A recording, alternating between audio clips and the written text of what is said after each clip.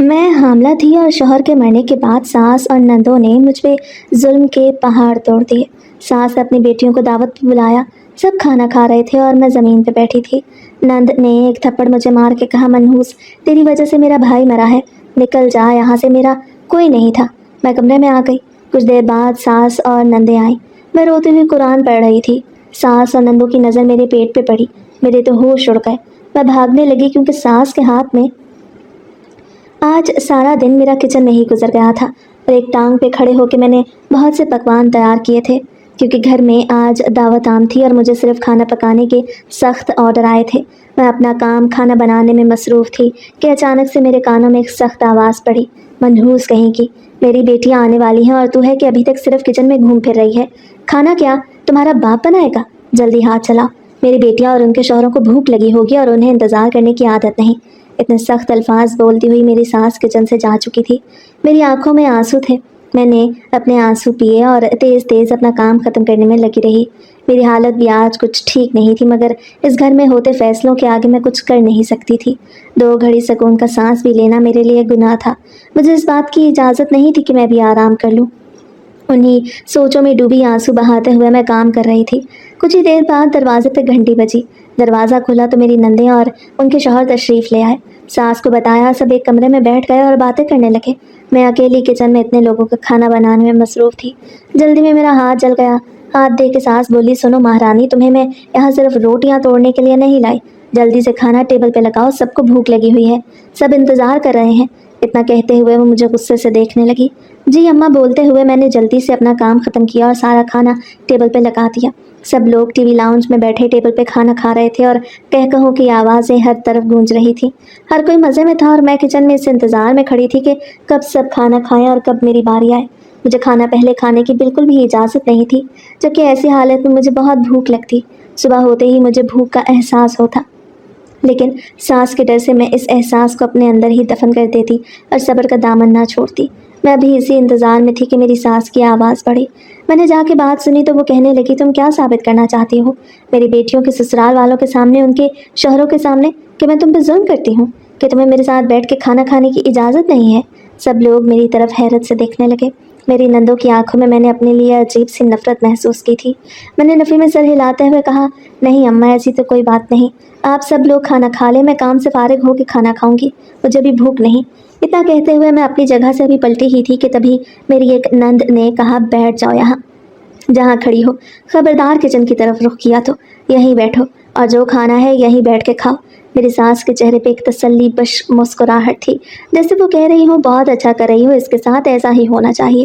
میں ابھی یہی سوچ رہی تھی کہ ساس کے دل میں میرے لیے آخر اتنی نفرت کیوں ہے، کہ تبھی مجھے زبردستی وہیں زمین پہ بٹھا دیا گیا اور ایک اسٹیل کی پلیٹ میرے ہاتھ پہ تھما کے بچے ہوئے ٹکڑے اس میں رکھ کے حکم دیا گیا کہ کھاؤ۔ ایسے تو کوئی کسی فقیر کو بھی نہیں دیتا۔ میری نند نے اپنے بچوں کا بچا اور جھوٹا کھانا پلیٹ میں رکھتے ہوئے کہا، کھاؤ اسے، یہ ضائع نہ ہو۔ میری آنکھوں میں آنسو تھے، مگر میں اپنے آنسو ضبط کر کے اور اپنے پروردگار کا شکر ادا کیا کہ اس نے مجھے اس لائق سمجھا کہ میں یہ بچے ہوئے ٹکڑے ہی کھا لوں، نہیں تو لوگ ان ٹکڑوں کو تلاش میں کوڑے کے ڈھیر تک چھان لیتے ہیں۔ میں بھی اللہ کا شکر ادا کر کے ان ٹکڑوں کو کھانے لگی کہ تبھی میری ایک نند بہت بری طرح سے چلائی، میں جب تمہاری شکل دیکھتی ہوں تو مجھے تم سے شدید نفرت کا احساس ہوتا ہے۔ میں نے حیران ہوتے ہوئے جیسے ہی نظریں اٹھا کے اس کی طرف دیکھا تو اس نے ایک زوردار تھپڑ میری گال پہ مارتے ہوئے کہا، ایسے کیا دیکھ رہی ہو منحوس کہیں کی، تمہاری وجہ سے میرا بھائی اس دنیا میں نہیں رہا، نہ جانے تم نے اس کو کس طرح کی ٹینشن دی ہوئی تھی کہ میرے بھائی نے اپنے ہاتھوں سے اپنی جان لے لی، خود کو ختم کر لیا۔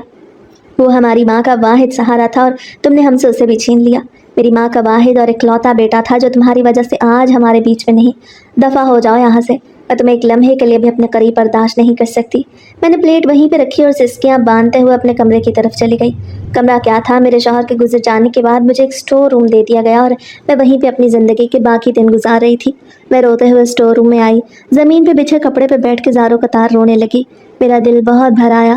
روز روز کے یہ تانے، روز روز کی یہ باتیں مجھے اندر سے ختم کر رہی تھی کہ میں ہمت نہیں ہار رہی تھی، کیونکہ میں جانتی تھی کہ اب میں اکیلی نہیں ہوں، میرے وجود کے اندر ایک اور وجود پل رہا تھا جو میرے شوہر کی آخری نشانی تھا۔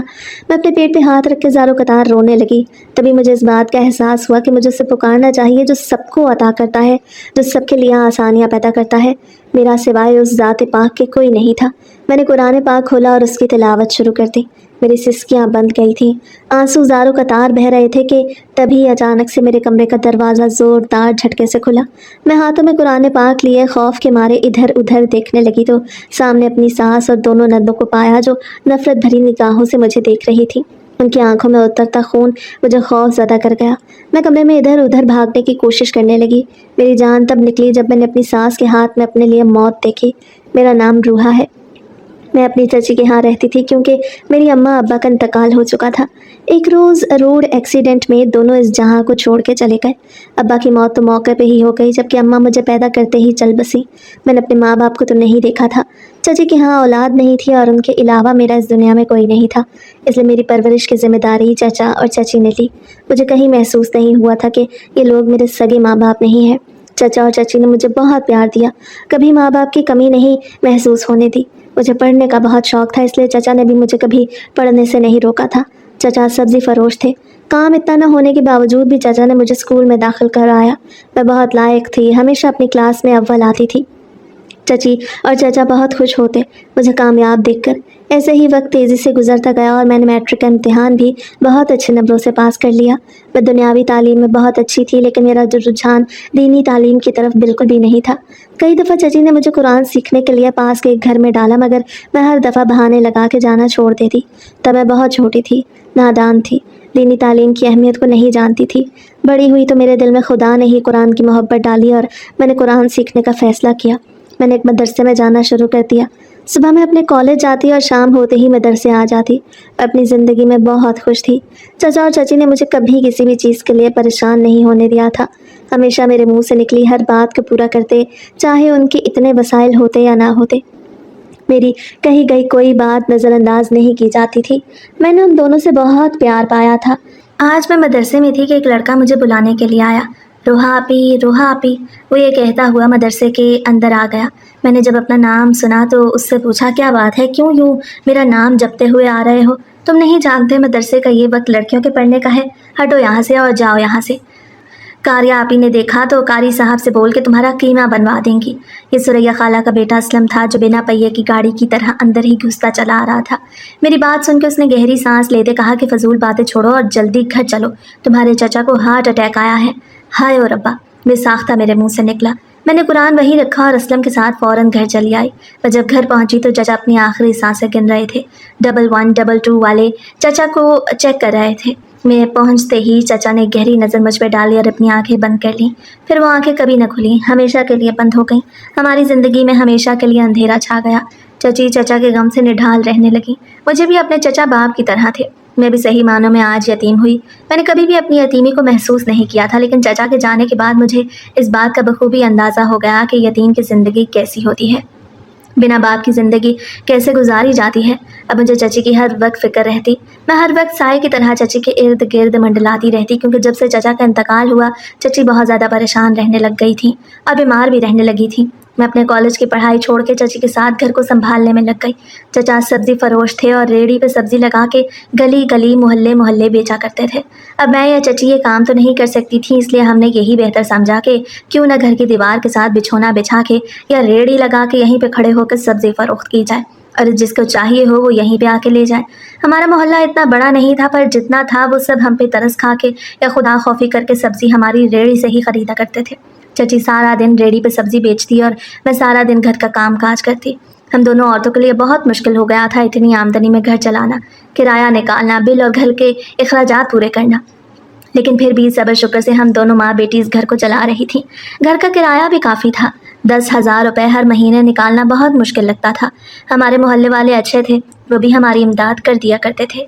यूँ ही गुज़र बसर होने लगा। मैंने अपनी कुरान पाक की तालीम मुकम्मल कर ली। अब मैं तर्जुमा और तफसीर सीखने जाती थी, क्योंकि जब चची शाम को घर के अंदर आ जाती तो मैं कुरान पाक सीखने के लिए मदरसे चली जाती। इस तरह मेरा कुछ जहन परेशानियों से हट भी जाता था और मेरा शौक़ भी पूरा हो रहा था। कॉलेज की पढ़ाई तो मेरी छूट गई थी, जिसका मुझे बेइंतहा दुख था, क्योंकि मैं पढ़ने वाली लड़की थी, इंतहाई लायक थी, और अचानक से मेरी पढ़ाई छूट जाने की वजह से मैं परेशान रहती थी। मैं कुछ बनना चाहती थी, अपनी चची का सहारा बन के उन्हें अच्छे तरीके से संभालना चाहती थी, एक बेटे की तरह, लेकिन मेरे हाथ पाँव कटे हुए थे। मतलब कि मैं मजबूर थी। मैं इस दुनिया के मुकाबले में बहुत पीछे थी और फिर कॉलेज की फ़ीसें चची कैसे अदा कर पाती, इसीलिए यही सोचते हुए मैंने कॉलेज की पढ़ाई छोड़ दी थी। आज जब मैं घर गई तो चची ने मुझे बताया कि उन्हें सब्ज़ी में कुछ मुनाफा नहीं हो रहा, साथ और भी कुछ काम करना पड़ेगा। मैं परेशान थी कि चची बेचारी कैसे कोई काम करेगी। तभी चची ने कहा मुझे एक घर से कुछ काम मिला है। घर यहाँ से कुछ दूर है लेकिन पैदल 10 मिनट लग जाएंगे। मैं सोच रही हूँ क्यों ना वो काम पकड़ लूँ। चलो सब्जी बेचने के साथ साथ कुछ आमदन वहाँ से भी इकट्ठी हो जाया करेगी और इस तरह घर से मुफलिसी और परेशानी कुछ तो कम होगी। मेरे पूछने पे चाची ने बताया कि यहाँ से दूर एक कोठी में मुझे दुबाने का काम मिला है। कोठी की मालकन बेवा है, बहुत रहम दिल है, उसकी बेटी उम्मीद से है। उसको दुबाने के लिए उन्हें किसी खातून की ज़रूरत है। मैं सोच रही हूँ कि आपा सुरैया के साथ जाके मैं ही उनके घर का काम पकड़ लूँ। सिर्फ दुबाना ही होगा, इससे ज़्यादा कुछ नहीं। मैंने चाची की सारी बात तसल्ली से सुनते कहा, चाची आप धिक्के खाती फिरेंगी, पैदल रोज़ाना जाया करेंगी और फिर वो कितना ही दे देंगी आपको। वो तो इतने पैसे नहीं देंगी जिससे हमारी मुश्किलें और परेशानियां हल हो जाएं। मेरी बात काटते हुए चाची ने बताया कि नहीं, आपा सुरैया ने बताया है कि वो बहुत रहम दिल खातून है और रोज़ाना का वो मुझे 500-700 दे दिया करेंगी। तो चलो घर के चूल्हे के लिए रोज़ाना का 500 भी मिलने लगे तो काफ़ी है। बाकी जो सब्ज़ी वगैरह बेची करूँगी उससे ये होगा कि घर का बिल और किराया अदा हो जाएगा। बात तो चची की ठीक थी, लेकिन चची से इतनी मशक्क़त कहाँ होती थी। वो तो अक्सर बीमार रहती थी। चची की ज़िद पे मैंने उनसे कहा ठीक है, आप एक दफ़ा उनके घर जाके देख लें। अगर तो लोग अच्छे हैं तो आप देख लें, आपको जैसे बेहतर लगता है। चची ने कहा सिर्फ आधा घंटा ही तो दुबाना है। मैं आधे घंटे के लिए रेड़ी घर के अंदर करके चली जाया करूँगी, या फिर तुम आधा घंटा रेड़ी देख लिया करना। मैंने हाँ में सर हिलाया। आज मैं बहुत थक गई थी। मैं जल्दी से 2 कप चाय के बना के लाई अपने और चची के लिए। मेरा तो सर बहुत दुख रहा था। मिलके माँ बेटी चाय पीते हैं, मैंने चची से कहा। चची ने मेरे सर पे प्यार दिया, माथे पे बोसा लिया और ढेर सारी दुआएं मेरे हक में करने लगी। देखते ही देखते हमारे घर के हालात कुछ तो बदलने लगे थे।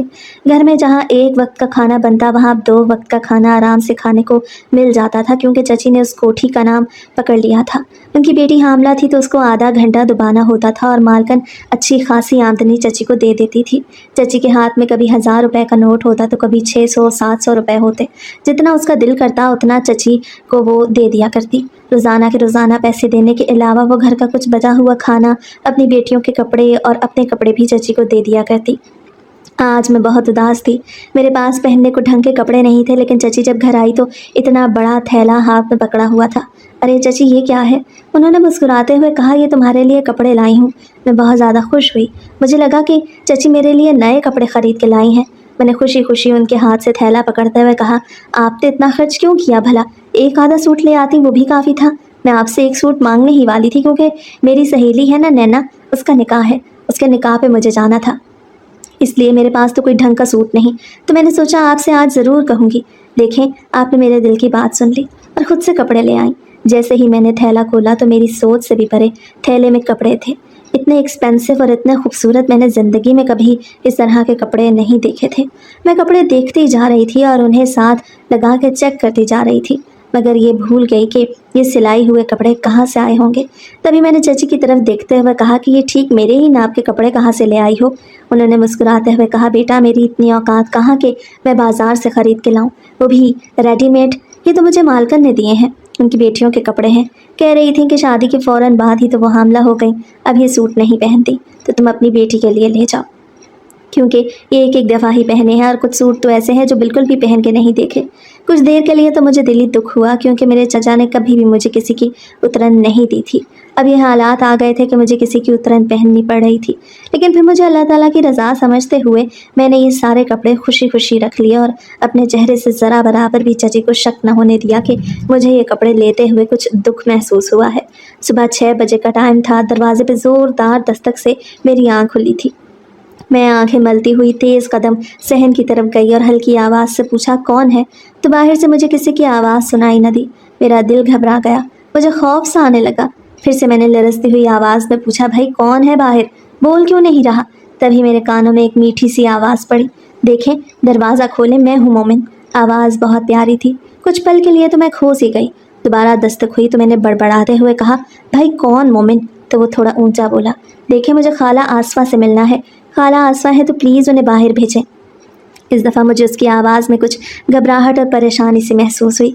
मैंने बोला, माँ तो सो रही हैं, आप मुझे बता दें क्या काम है। वो फ़ौरन से बोला, आप कौन हैं? मैंने बताया कि आसफ़ा चची की भतीजी हूँ। लेकिन उन्हीं के पास रहती हूँ। चची मेरी चची नहीं, मेरी माँ की जगह है। आप मुझे बता सकते हैं क्या काम है? तभी वो बोला कि मैं इस कोठी से आया हूँ जहाँ आसफ़ा खाला दुबाने जाती हैं। मेरी बहन की तबीयत बहुत ख़राब है। अम्मा ने आसफ़ा खाला को बुलाया है। प्लीज़ आप उन्हें उठा दें और उनसे कहें कि मेरे साथ मेरे घर चलें। उसकी आवाज़ सुन के मैं जल्दी से अंदर की तरफ दौड़ी और चची को जगाने लगी। चची चची, बाहर मोमिन आया है।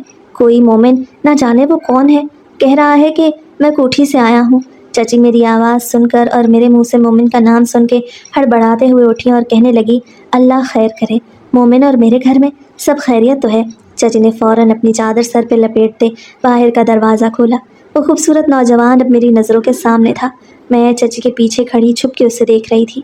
चची को देखते ही उसने सलाम किया, बहुत ही मोहब्बत के साथ, और फिर कहने लगा, खाला अम्मा ने आपको घर बुलाया है।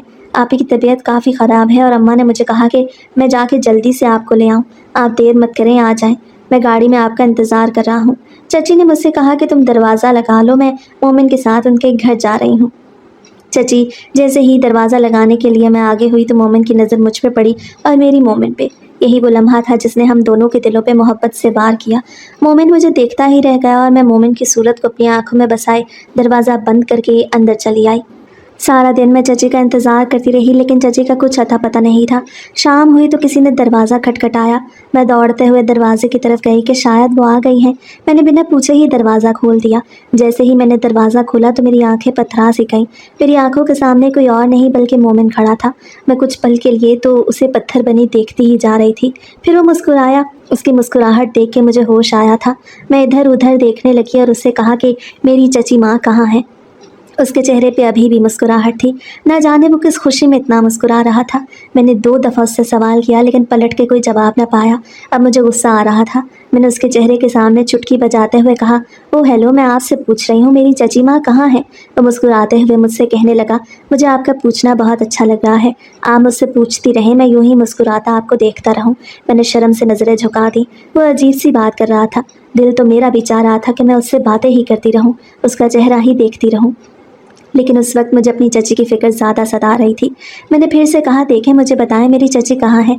तभी उसने मेरे हाथ में मिठाई का डिब्बा थमाते कहा, ये पकड़ें, और एक शॉपर और पकड़ाया जिसमें उम्दा किस्म का खाना था जो शायद वो अभी बाजार से ख़रीद के लाया था। और ये भी पकड़ें, ये मिठाई आपकी चची ने भेजी है और ये खाना मैं आपके लिए लाया हूँ। आपकी चची का पैगाम लेके आया हूँ। खाला आसपा आज घर नहीं आ पाएंगी क्योंकि आप ही ने एक बेटे को पैदा किया है और उनकी तबीयत की वजह से अम्मा ने खाला को अपने पास ही रुकने को कहा है। आज खाला हमारे घर में ही रहेंगी और खाला ने कहा है कि परेशान मत होना, ध्यान से दरवाज़ा लगा के सोना। आप ये खाना खा लीजिएगा, किसी चीज़ की भी ज़रूरत हो तो ये मेरा फ़ोन नंबर है, मुझे फ़ोन कर दीजिएगा, मैं फ़ौरन हाज़िर हो जाऊँगा। बाकी आप अच्छे से दरवाज़ा लगा लीजिएगा, आपकी चची सुबह आ जाएंगी। मैं हैरान परेशान उसका मुंह देख रही थी। हाथ में उसने मेरे लिए अपना कार्ड थमा दिया। मैंने कार्ड पकड़ते हुए कहा, अरे भाई, मैं इस कार्ड का क्या करूँगी, हमारे पास तो फ़ोन ही नहीं है, तो मैं आपको फ़ोन कैसे करूँगी, और मुझे तो बहुत खौफ आ रहा है। प्लीज़ आप अपनी अम्मा से कहें कि चची को आज रात भेज दें। सारा दिन तो चची ने उधर गुजार दिया, लेकिन रात मैं अकेली इस घर में कैसे रहूँगी। तभी मोमिन ने अपनी गाड़ी का दरवाज़ा खोला और सामने डैशबोर्ड पे पड़ा एक फ़ोन हाथ में उठाते हुए मुझसे कहने लगा, आप ये फ़ोन अपने पास रख लें, इसमें मेरा नंबर सेव कर देता हूँ। अगर किसी किस्म की कोई ज़रूरत हो तो आप इस नंबर पे मुझे कॉल कर लीजिएगा। मैंने कांपते हुए हाथों से उससे मोबाइल पकड़ा। उस रात मेरी मोमिन से बात हुई। उसने खुद ही कॉल किया और अपने दिल का इजहार भी कर दिया। उसकी मोहब्बत में मेरा दिल भी बहता चला गया। यूँ हम दोनों एक दूसरे को पसंद करने लगे, लेकिन मैं जानती थी कि उसकी माँ कभी भी अपने इकलौते बेटे का रिश्ता मुझ यतीम से नहीं करेगी। मैं बहुत सब्र वाली थी। अल्लाह से दुआ करती रही कि अल्लाह ताला मुझे मोमिन अता कर दे। जब मोमिन ने अपने घर में बात की तो उसकी बहनें और माँ बिल्कुल भी ना मानी, उल्टा हमारे घर लड़ाई झगड़े करने के लिए आ गईं। वो इस कदर झगड़ालू थी कि उन्हें देख के ही मुझे खौफ आने लगा। लेकिन ना जाने मोमिन ने क्या कह के उन्हें आखिरकार शादी के लिए मना लिया। बहुत धूमधाम से मेरी शादी हुई। शादी के सारे अखराजात मोमिन ने खुद उठाए। वो बहुत अच्छा और नेक दिल इंसान था, बहुत मोहब्बत करने वाला। मैंने अपनी ज़िंदगी में इतनी मोहब्बत करने वाला नेक दिल इंसान नहीं देखा था। मोमिन मेरी हर खुशी का ख्याल रखते। उनकी बहनें अक्सर मुझसे चिड़ी चिड़ी सी रहती। मेरी सास भी मुझे कभी सीधे मुंह से नहीं बुलाती थी। मोमिन हर वक्त मुझे एक ही बात समझाते रहते, मैं उनका इकलौता बेटा हूँ, उनके कुछ अरमान थे लेकिन मैं तुम्हारी मोहब्बत में गिरफ्तार हो गया। मेरी ज़िद के आगे मेरी माँ और बहनों ने घुटने टेक दिए। यही वजह थी कि वो शादी के लिए राज़ी हो गई, लेकिन अब उनका दिल जीतना तुम्हारा काम है। कुछ वक्त तो लगेगा, लेकिन मुझे उम्मीद है कि जैसे पहले ही नज़र में तुमने मेरा दिल जीत लिया था, ऐसे तुम मेरी माँ और बहनों का दिल भी जीत लोगी। मोमिन मुझसे बहुत मोहब्बत करते थे, लेकिन कभी भी अपनी माँ और बहनों की गई ज़्यादती के आगे वो बोलते नहीं थे। उल्टा मुझे इतना कह के चुप करवा देते कि मैं मजबूर हूँ। वो मेरी बड़ी बहनें हैं, मुझे बहुत मोहब्बत से पाला है उन्होंने। मेरी बेवा माँ ने बेवकी में मुझे पाला है, मैं उनके आगे ज़ुबान दराज़ी नहीं कर सकता। ये सब कुछ तो तुम्हें बर्दाश्त करना ही होगा। मेरे खातिर ही सही, कई दफ़ा मुझे मोमिन की बात बहुत दुख होता, गुस्सा भी आता, लेकिन फिर मोमिन खुद मुझे इतनी मोहब्बत दे देते कि मुझे किसी की परवाह न रहती। मैं यूं ही मोमिन के समझाने पे हमेशा हर बात को दरगुजर कर देती, हर तरह हर जुल्म बर्दाश्त करती। अभी तक तो वो ज़ुबान के तीर ही चलाती थी, लेकिन मोमिन इस ज़ुबान के तीर के निशान तक अपनी मोहब्बत से मिटा देते थे। शादी को 1 साल का अरसा गुजर गया, लेकिन घर के हालात आज भी वैसे ही थे जैसे पहले दिन जब मैं दुल्हन बन के उस घर में आई थी तब थे। मेरी लाख कोशिशों के बावजूद भी मोमिन की बहनें और माँ मुझे दिल से कबूल नहीं कर पाई थी। मैं जब जब उनके करीब होने की कोशिश करती, वो तब तब मुझे एक नौकरानी की हैसियत देते खुद से दूर कर देती और हमेशा मेरे साथ एक नौकरानी वाला सलूक करती, बल्कि उससे भी बदतर। शादी को 1.5 साल हुआ तो खुदा ने मुझे उम्मीद की एक किरण दिखाई। मैं उम्मीद से थी और ये सोचकर मैं बेहद खुश थी कि अब अपने बेटे की औलाद आएगी तो मेरी सास का दिल पिघल जाएगा। मेरी नंदें फुप्पो बनेंगी तो वो भी सब कुछ भूल जाएंगी और मुझे सीने से लगा लेंगी, दिल से कबूल कर लेंगी। लेकिन मेरी सब बातें बेकार थी। मेरी सब सोचों से आगे वो तीनों सोचती थीं। मेरी नंदों के बच्चे थे, शौहर, हर वक्त घर में दावतें आम चलती रहती और मैं सारा दिन किचन का काम करती अकेली थक सी जाती थी। मोमिन सब कुछ देखते थे। कई दफ़ा तो अपनी माँ से कह भी देते कि वो इस हालत में है, खुदा के लिए उस पर इतना बोझ मत डालें, लेकिन फिर अपनी माँ की डांट डपट सुन के मायूस होकर अपने कमरे में आ जाते और मुझसे अपने दिल की कोई भी बात ना करते। मुझे तो बस वो प्यार और अहमियत ही देते रहे और मेरे लिए यही बहुत था। लेकिन अब मैं हामला थी, इसलिए ज़्यादा काम भी नहीं कर पाती थी। जब मैं काम ज़्यादा ना कर पाती तो मेरी सास मुझे बहुत बुरा भला कहती, बहुत बातें सुनाती। मेरे मरे माँ बाप को भी बातें सुनाती और चाचा चाची को भी। मोमिन, आज मुझे चाची से मिलने जाना है, ना जाने मेरा दिल इतना क्यों बेचैन है। और फिर मुझे उन्हें यह खुशखबरी भी तो बतानी है कि वो नानी बनने वाली हैं। मोमिन ने मेरी बात सुनी तो मेरे माथे पे बोसा देते हुए कहने लगे कि ठीक है, आज मैं ऑफिस से जब वापस आऊँगा तो तैयार रहना, मैं तुम्हें मिलवा लाऊँगा। मेरी सास और नंदे ये बिल्कुल भी बर्दाश्त नहीं करती थी कि मैं अपने मैके जाऊँ, अपनी चची से मिलूँ। वो हमेशा कहती कि एक दुबाने वाली औरत की ले पालक लड़की हो तुम, अगर तुम उससे कोई रिश्ता रखोगी तो हमारी नाक कट जाएगी। इस तरह की कई बातें और कई पाबंदियां मेरी ज़िंदगी में मेरी सास और नंदों ने लगा रखी थी। लेकिन मैं पूरे 1 साल से अपनी चची से नहीं मिली थी, ना ही मेरी चची को इजाज़त थी कि वो मेरे घर आए। मैं ये तक नहीं जानती थी कि मेरी चची किस हालत में है। हर महीने मोमिन उन्हें राशन और कुछ पैसे दे आता, लेकिन मुझसे मिलने की इजाज़त नहीं थी उन्हें। मैंने जल्दी जल्दी सारा काम कर लिया, किचन वगैरह सब साफ़ करके खाना बना के सबको खाना खिला दिया। मेरी नंदें हर वक्त उधर ही डेरा जमाए रखती। सब कामों से फारिग होकर मैं जल्दी अपने कमरे में चली गई और नहा धोकर तैयार होने लगी। कुछ ही देर बाद गाड़ी का हॉर्न हुआ और मेरी नंद के बेटे ने आकर मुझसे कहा, मामू आपको नीचे बुला रहे हैं। मैं तेज़ तेज़ कदम चलती नीचे आई तो मेरी ठाट बाट देख, मुझे तैयार हुआ देख मेरी नंदों के सीने पे सांप लूटने लगे। मेरी सास मुझे घूरते हुए देखने लगी और कहने लगी, कहाँ जाने का इरादा रखती हो? मैंने घबराते हुए कहा, कहीं नहीं माँ जी, मैं वो बस क्या वो बस लगा रखी है? सीधी तरह से बताओ कहाँ जा रही हो मेरे बेटे को लेके? मेरी सास चिल्ला के बोली थी कि मोमिन गाड़ी से उतर के अंदर आए और आके कहने लगे, क्या हो गया है अम्मा, आपकी आवाज़ बाहर गली तक आ रही है। वो मेरी बीवी है, मेरे साथ जा रही है, क्या अब उसको इतना भी हक नहीं कि मेरे साथ कहीं बाहर कुछ वक्त ही गुजार ले? मोमिन के तल्ख बोलने पे मेरी सास ने वावेला मचाना शुरू कर दिया। देखा, मेरा बच्चा मुझसे छीन लिया। मेरा बच्चा कभी मेरे आगे ज़ुबान नहीं चलाता था, अब तो इसकी खातिर मेरे आगे ज़ुबान चलाने लगा है। मोमिन ने लाख समझाने की कोशिश की, लाख दफ़ा कहा, अम्मा आप क्या कर रही हैं? खुदा के लिए अब तो उसे अपने दिल से कबूल कर लें। रूहा मेरे बच्चे की माँ बनने वाली है, वो आपकी नस्ल बढ़ा रही है, आपको पोता या पोती देगी। अब तो उसे माफ़ कर दें। उसका गरीब होना क्या इस कदर उसके लिए अजाब बन गया है कि आप उसे बेटी न सही बहू का दर्जा भी नहीं दे सकती? बहुत लंबी बहस के बाद मोमिन ने मायूस होकर मेरा बाजू पकड़ा और मुझे गाड़ी के करीब ले गया। गाड़ी में बिठाया और तेज़ गाड़ी चलाता हुआ चची के घर जाने लगा। मोमिन की आंखों से लगातार आंसू बह रहे थे। मैं भी रो रही थी, पर मुझ में हिम्मत नहीं हो रही थी कि मैं मोमिन को कैसे हिम्मत और हौसला दूं।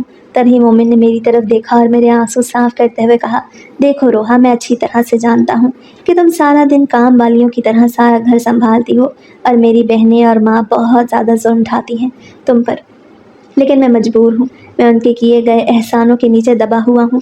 मैं सिर्फ ये चाहता हूँ कि मैं तुमसे मोहब्बत की है और तुमने मुझसे। हम दोनों को ही इस तकलीफ़ को इकट्ठे सहना होगा। जब तक मेरी माँ ज़िंदा है और मेरी बहनों का इस घर में आना जाना है, तब तक तो ये हालात कभी सही नहीं हो सकते, क्योंकि मेरी बहनें मेरी माँ को ठीक होने ही नहीं देंगी। इसीलिए दिल छोटा मत करो। मैं कोशिश करता हूँ कि हम लोग कहीं और शिफ्ट हो जाएं या फिर तुम चची के पास आके रहने लगो। मैं तुम्हें यहीं आके मिल जाया करूँगा। मेरे दिल को तो जैसे एक धचका लग गया। यूँ लगा जैसे मेरे हाथ से मेरा सब कुछ छिन रहा हो। मैंने रोते हुए मोमिन के कंधे को पकड़ा और उसके साथ लग के चीख चीख के रोने लगी। ये कैसी बातें कर रहे हैं आप? मेरी ज़िंदगी आप, मैं आपके बगैर कैसे रहूँगी? इससे अच्छा तो आप मेरा गला घोंट दें। मैं आपके बगैर नहीं रह सकती। वो बज़िद था कि अब मैं उसके घर में तुम्हें वापस नहीं लेके जाऊंगा, जहाँ तुम्हारी इतनी ज़िल्लत होती है। मैं मुसलसल मोमिन से कह रही थी कि मुझे आपकी खातिर सब कुछ कबूल है, मुझे अकेले रहना कतन कबूल नहीं। एक तो हालत मेरी ऐसी है, दूसरा आप अच्छी तरह से जानते हैं कि मैं आपके बगैर नहीं रह सकती। मेरा रोना देख मोमिन ने मेरे आंसू साफ किया और मुझे तसल्ली दी। अच्छा चलो उतरो, चची का घर आ गया। अंदर अच्छे तरीके से जाना, सामान डिग्गी में रखा है, मैं तुम्हें पकड़ा देता हूँ। रात में मैं तुम्हें आके ले जाऊँगा या हो सकता है सुबह के ले जाऊँ। जैसे ही मोमिन ने सुबह का कहा तो मैंने फिर से ज़िद की और कहा, नहीं, मैंने रात को ही आपके साथ वापस जाना है, मैं आपके बगैर नहीं रुकूंगी। मोमिन ने कहा, चलो ठीक है, मैं दफ्तर से वापसी में तुम्हें लेता चलूँगा। चची से मिला और सामान पकड़ के दफ्तर चला गया। ये वो घड़ी थी जब मेरा सब कुछ लुटने वाला था।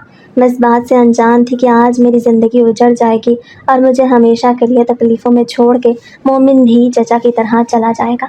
अपनी माँ बहनों की मोमिन ने इस कदर टेंशन दी कि मोमिन की कार का एक्सीडेंट हुआ और वो मौके पे ही जाँ बहक हो गया। इस खबर ने मेरी दुनिया को हिला के रख दिया। मेरी रंगीन दुनिया बिल्कुल बेरंग सी होकर रह गई। मैं अपने ससुराल में अपने शौहर की मैयत के पास बैठी ज़ारो कतार रो रही थी। चीख चीख कर रोना तो हमारे मजहब में जायज़ नहीं। मेरी सास और नंदे चीखों पुकार कर रही थी और मुझे घूर घूर के कह रही थी, ये सब तुम्हारी वजह से हुआ। हमारा भाई तो कभी गाड़ी तेज़ नहीं चलाता था, उसने खुदकुशी की है और ये तुम्हारी वजह से ही की है, तुम उसकी जिम्मेदार हो। मोमिन ने ना जाने खुदकुशी की थी या एक्सीडेंट था। अलबत्ता उसकी गाड़ी में से ख़त मिला जिसमें साफ अल्फाज में लिखा था कि मैं दिल बर्दाश्ता हो के इस दुनिया को छोड़ के जा रहा हूँ।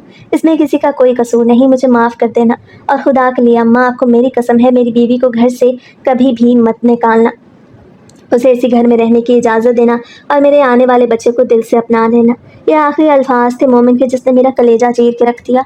पता नहीं मोमिन मेरे लिए ये सज़ा चुन के गए थे या मेरे लिए कुछ अच्छा सोच के मुझे यहाँ तन्हा छोड़ गए थे।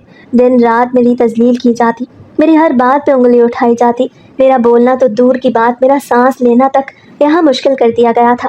अब मैं 9 महीने की हामला थी और मुझसे काम किसी गधे की तरह लिया जाता था। मैं गहरी नींद सोई हुई थी जब मेरी सास ने आकर झटके दे के मुझे उठाते हुए कहा, उठ जाओ महारानी, और कितना सोगी तुम? तुम्हें नहीं पता कि आज जुम्मे का दिन है और जुम्मे वाले दिन मेरे जवाई और बेटियां अपने बच्चों को लेके यहाँ दावतें आते हैं। मैंने सबको दावत पे बुला रखा है और तुम आराम फरमा रही हो। जल्दी हाथ चलाओ, घर का काम काज करने के बाद किचन जाके संभालना और किचन में मज़ेदार खाने तैयार करो। मेरी बेटियां भूख बर्दाश्त नहीं कर सकती। कहीं ऐसा ना हो कि तुम्हारी काहली की वजह से वो भूखी रह जाए। तुम तो जानती हो पहले ही तुम किसी अच्छी लिस्ट में नहीं हो। अपनी करतूतें ठीक करो ताकि कोई तो तुम्हारी साइड लेने लगे। इतना कहते हुए मेरी सास कमरे से निकल गई। मैं परेशान हैरान उनका चेहरा देख रही थी। मुझे बेहद दुख था कि मेरी हालत पे भी उन लोगों को तरस नहीं आता। मेरा नाम से ही अपने बेटे की आखिरी निशानी का ही ख्याल कर लेती। हर 2 दिन बाद दावत आम रखना ज़रूरी होता था, और वो भी उन लोगों का जिन्होंने आके तिनका तक भी नहीं उठाना होता था। सब कुछ मुझे ही करना पड़ता था। मैंने हिम्मत की। कमर में और पेट में बेतहाशा दर्द था। डॉक्टर ने मुझे आजकल स्ट्रेस लेने से मना कर रखा था, लेकिन क्या करती, मेरे नसीबों में ही दुख लिखे थे। हिम्मत करते हुए मैं किचन में चली गई। खाना तैयार किया, सबकी फरमाइश के मुताबिक खाना बनाया। खाना तैयार करने के बाद जब सब खाने लगे तो मैं वहीं ज़मीन पर बैठ गई। मुझे कमरे में जाने की इजाज़त नहीं थी। तभी मेरी नंद ने आके एक ज़ोरदार थप्पड़ मेरे मुंह पे मारते हुए कहा कि जब जब तुम्हें देखती हूँ मुझे तुम पे जहर चढ़ता है। मुझे वो पल याद आते हैं जब तुम मेरे भाई के गले बंधी थी। तुम्हारी वजह से मेरे भाई ने खुदकुशी कर ली। निकल जाओ यहाँ से, मनहूस कहेगी। उसकी बातें सुन मैं सबके सामने बहुत शर्मिंदा हुई। रोती हुई बिलखती हुई मैं अपने कमरे में चली गई और ज़मीन पर बैठ के ज़ारो कतार रोने लगी। تبھی میں نے قرآن پاک اٹھایا اور اللہ سے مدد مانگی۔ میں قرآن پاک کی تلاوت کر رہی تھی اور زاروں قطار آنسو بہا رہی تھی جب میرے کمرے کا دروازہ کھلا۔ سامنے ساس کو پا کے میں بہت زیادہ خوفزدہ ہو گئی تھی۔ وہ بے حد غصے میں تھی۔ میری نظر اپنی ساس کے ہاتھ پہ پڑی جس کے ہاتھ میں کچھ تھا۔ آنکھوں میں آنسو تھے اس لیے مجھے ٹھیک سے دکھائی نہیں دیا کہ ساس کے ہاتھ میں کیا ہے، مگر کچھ ایسی چیز تھی جس سے وہ میری زندگی کا خاتمہ کرنا چاہتی تھی۔ وہ میرے اوپر لپکی یہ کہتے ہوئے کہ تیری وجہ سے میرا بچہ اس دنیا میں نہیں رہا، اور تو نے کیسے سوچ لیا کہ اب میں تیرے بچے کو اس دنیا میں آنے دوں گی؟ میں نے اپنے پیٹ پہ ہاتھ رکھا۔ خوف کے مارے میرا برا حال تھا اور ایک ہی ورد میری زبان پہ جاری ہو گیا، اللہ اللہ اللہ اللہ۔ وہ میرے قریب آتی جا رہی تھی، مجھے تھپڑ ٹھوکریں اور نہ جانے کیا کیا مار رہی تھی، اور میں اپنے بچے کی ڈھال بن کے خود کو اس ظلم سے بچانے کی کوشش کر رہی تھی جو میری ساس اور نندے مجھ پہ ڈھا رہی تھی۔ تبھی میری زبان سے یہ آیت جاری ہوئی، ربی انی مغلوب فانتصر، اے میرے رب میں بے بس ہوں، میری مدد کر۔ اونچی آواز میں یہی آیت پڑھتے پڑھتے میری آنکھوں کے آگے اندھیرا چھا گیا۔ جب مجھے ہوش آیا میں نے خود کو ہسپتال میں پایا۔ مبارک ہو آپ کو، آپ اور آپ کا بچہ محفوظ ہیں۔ میں نے اپنے بیٹے کو دیکھا تو سارے غم بھول گئی۔ میرا ایمان تھا کہ میرے بچے کو کچھ نہیں ہوگا، اس لیے میں نے اس کا نام بھی ایمان ہی رکھا۔ میں اب اپنے سسرال نہیں گئی تھی، چچی کے ہاں آ گئی۔ محنت مزدوری کی، دن رات لوگوں کے کپڑے سلائی کیے، میں اپنا ماضی بھلا چکی تھی۔ 7 سال بعد مجھے ایک ہسپتال سے کال آئی اور مجھے ہسپتال بلایا گیا۔ وہاں جا کے میں نے دیکھا کہ میری سانس کی آخری سانسیں چل رہی ہیں اور نندے زاروں قطار رو رہی تھی۔ مجھے دیکھتے ہی ہاتھ جوڑ کے معافیا مانگنے لگی۔ میری آنکھوں سے آنسو جاری تھے۔ معاف تو میں نے سب کو تبھی کر دیا تھا جب ایمان میری جھولی میں آیا تھا۔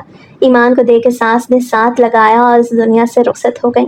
مجھے عزت کے ساتھ ساتھ میرے شوہر کے گھر میں لایا گیا اور سب کچھ میرے اور ایمان کے نام کر دیا۔ آج میں اپنے بچے کے ساتھ اچھی خوشگوار زندگی گزار رہی ہوں۔ مومن اکثر خواب میں ملتے ہیں اور مسکرا کے بولتے ہیں، روحا، اللہ کا اپنے بندوں سے یہ وعدہ ہے، بے شک مشکل کے بعد آسانی ہے۔ میری آنکھوں میں آنسو آ جاتے ہیں اور میں اپنے رب کا شکر ادا کرنے لگتی ہوں۔